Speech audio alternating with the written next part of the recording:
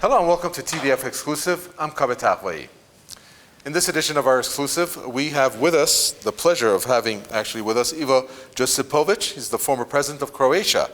And we will be talking to him about a variety of topics that center around the EU and perhaps a lot more.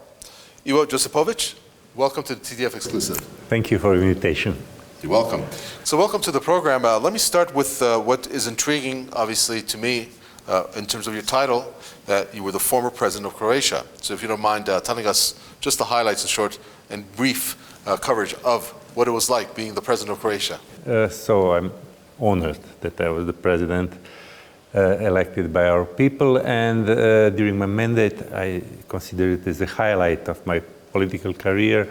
We became member of EU. That's the most important thing. Secondly, I was advocating a reconciliation between states in the region and fight against corruption. And it was, I think, pretty successful.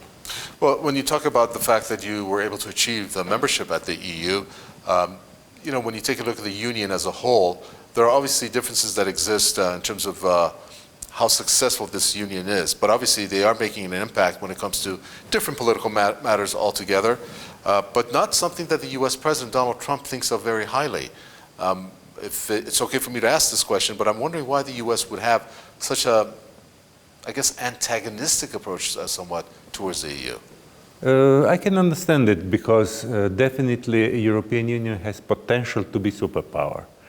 Of course, there are some weaknesses, we need some reforms, we need more unity, but our capacities, especially intellectual capacity, scientific capacity, economical capacity, also number of inhabitants, around 500 million, promise that the European Union can be much more important on an international scale than today.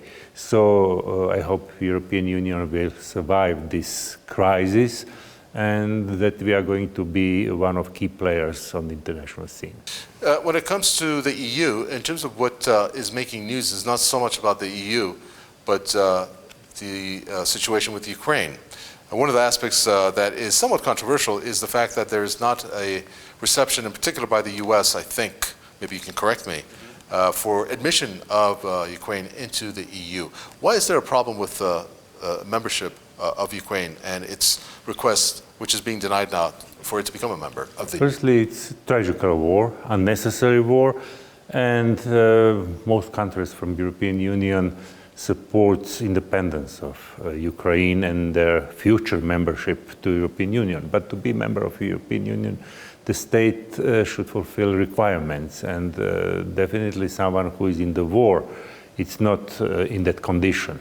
So I think that future of Ukraine will be European Union, but now they have survived this terrible war. So when it comes to this war, there are some signals that it may be ending or winding down. I'm not too sure what word to use because it's been so back and forth these days, especially with the arrival of the US President Donald Trump. Do you think that this war is drawing or nearing its end? I don't know. I think no one knows. I would like that war is going to the end. Definitely it's not easy to merge interest of Russia with the interest of Ukraine.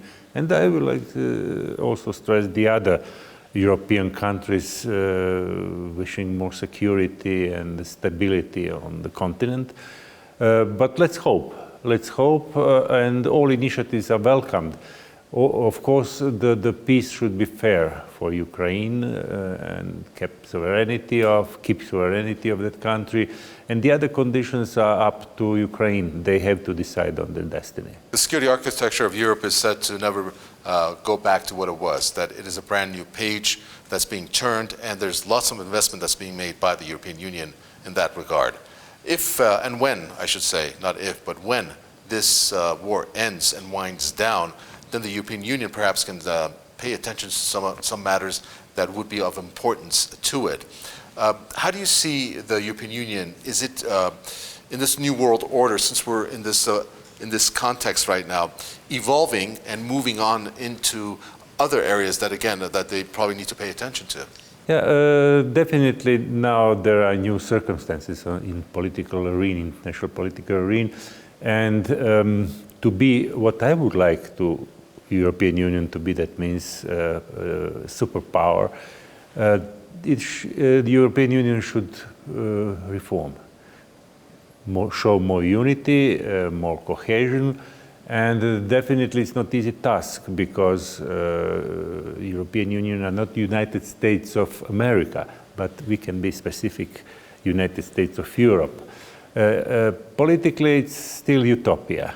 It's still utopia because most politicians prefer to be first in the village, not second in the city. But I hope that the attitude will be changed, not immediately, not tomorrow, not in 5 years, probably some years more. And that's the only good destiny of European Union, if, of course, Europeans would like to be key players, one of key players on the political scene. Definitely, I don't think that any country should be some kind of global governor. Multilateralism is something that I prefer as a way of resolving international problems. And especially, it's very important to increase quality of UN and the UN institutions, as well as international law. International law should be equal to everyone. That's right. That's the way it should be. My last question is, when you take a look at the transatlantic relations, the way that this U.S. president has come across, at least so far, is that, as I mentioned prior, is not a very favorable one when it comes to the EU. Do you think that the EU does perhaps maybe rely too much on the U.S. and that it should have more independence as a union, given that it's comprised of all these countries, so that it wouldn't get impacted by decisions by the U.S., such as this tariff thing that the U.S. President Donald Trump imposed on many EU countries, if not the EU as a whole? Definitely, there is good face as well, bad and good, of what President Trump is doing. One of good sides of his policy is that finally European Union is aware that we should be independent. Yes, United States will stay our big important partner, but European Union should not depend on United States, and we have to be a good partner. That's enough. Okay. And last question, actually, that was supposed to be my last question. Just one more. I have to ask you about the relationship between the EU and the Islamic Republic. Iran does want there to be a good relationship. There have been some things that it's not very happy about the way the European Union treated Iran when it came to, for example, commitments made under the JCPOA, the former nuclear agreements. But how do you see that relationship, especially moving forward at this stage in time? Yeah, I'm optimist. I think relations are going to be better, especially because new status of European Union at the international scene, more independence. And negotiations and talks and exchange, cultural exchange, economical exchange are the best way how to increase our relations. Indeed. Well, thank you so much for joining us. Thank you. This Ivo Josipovic, former president of Croatia, here with us in the TDF exclusive. Thank you for taking the time to talk to us. Thank you.